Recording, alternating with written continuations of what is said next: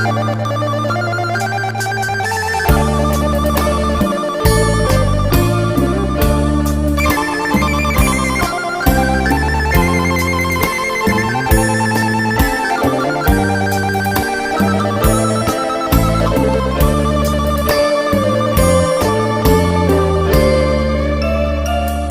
ากคำว่า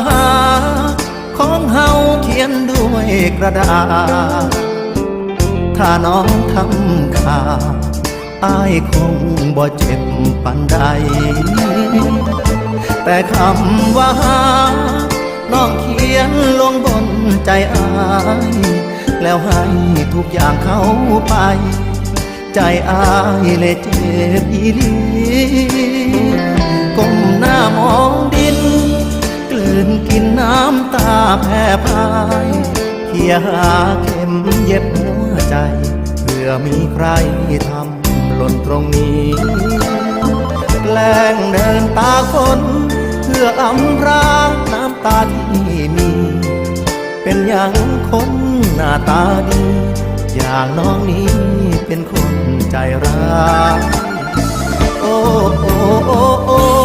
โอ้ใจอ้ายสิขาดเจ็บคักขนาดจนบ่อยากขอหน้าไปเพิ่งมักสาวเป็น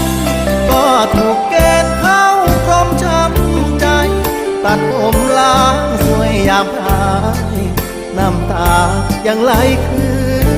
อเก่าอ้ายบอกเคยเรียนวิชาอกหักกษาก็เลยไร้ความสามารถรับมือกับคำว่าเหงา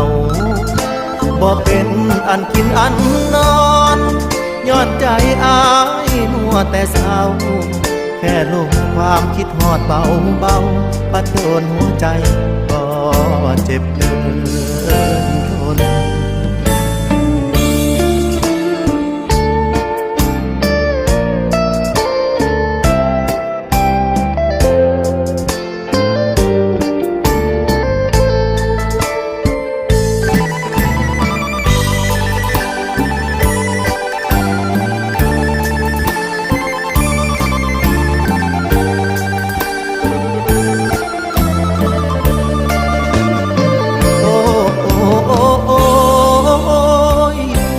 อ้ายสิขาด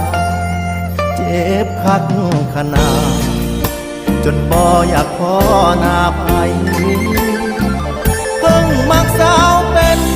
ก็ถูกเกณฑ์เข้ากรมช้ำใจตัดผมล้างสวยยามพายน้ำตา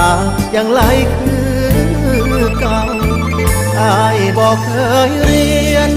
วิชาอกหักกษาก็เลยไร้ความสามารถรับมือกับคำว่าเหงาบ่เป็นอันกินอันนอนย้อนใจอ้ายมัวแต่เศร้าแค่ลงความคิดฮอดเบาเบาปัดโดนหัวใจก็เจ็บเกิน